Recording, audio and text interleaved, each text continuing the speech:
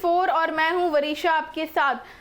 राष्ट्रीय लोक जनशक्ति party RLJP के अध्यक्ष पशुपति कुमार पारस ने बिहार की राजनीतिक तापमान को बढ़ा दिया है। पशुपति पारस ने न केवल बीजेपी की अगुवाई वाली एनडीए बल्कि खासकर अपने भतीजे चिराग पासवान के लिए भी संकट पैदा कर दिया है। पशुपति पारस ने ऐलान किया है कि लोकसभा चुनाव के दौरान एनडीए में रहते हुए उनका अपमान हुआ, लेकिन वह बिहार विधानसभा चुनाव में चुप नहीं बैठने वाले हैं। जाहिर है कि आगामी विधानसभा के पहले दम अपने लड़ने की चुनौती देकर राष्ट्रीय लोक जनशक्ति पार्टी के अध्यक्ष पशुपति कुमार पारस ने बिहार में चल रहे गठबंधन की लड़ाई की दिशा में एक और दरवाजा खोल दिया है। वफादारी के आवरण में आरएलजेपी के अध्यक्ष पशुपति पारस ने विद्रोह का बिल्कुल यह कहते हुए कहा फूंक दिए हैं कि मेरे साथ धोखा हुआ है। लोकसभा चुनाव में एनडीए ने आरएलजेपी के साथ नाइंसाफी की है, फिर भी वह भाजपा के अध्यक्ष जेपी नड्डा पर विश्वास करते रहे। लेकिन अब समय आ गया है कि यह जानने की कि एनडीए गठबंधन में उनकी पार्टी कहां है।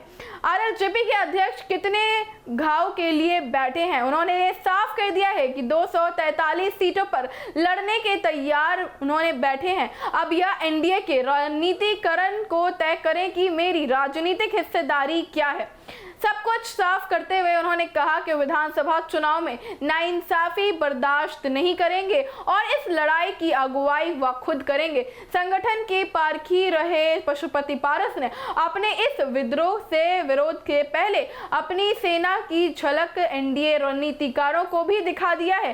प्रदेश कार्यकारिणी के सभी पदाधिकारियों को 38 जिलों के अध्यक्षों और जिला प्रभारियों सभी प्रदेश अध्यक्षों और दलित सेना को सभी प्रखंडों व जिलों के अध्यक्ष पद पर विश्वस्त नेताओं को विराजमान कर दिए हैं और दृढ़ता को भी दिखाया है। एक बात तो तय है कि आखिरी तक एनडीए गठबंधन में पशुपति पारस अपने वजूद और अपनी उम्मीद की लड़ाई लड़ेंगे।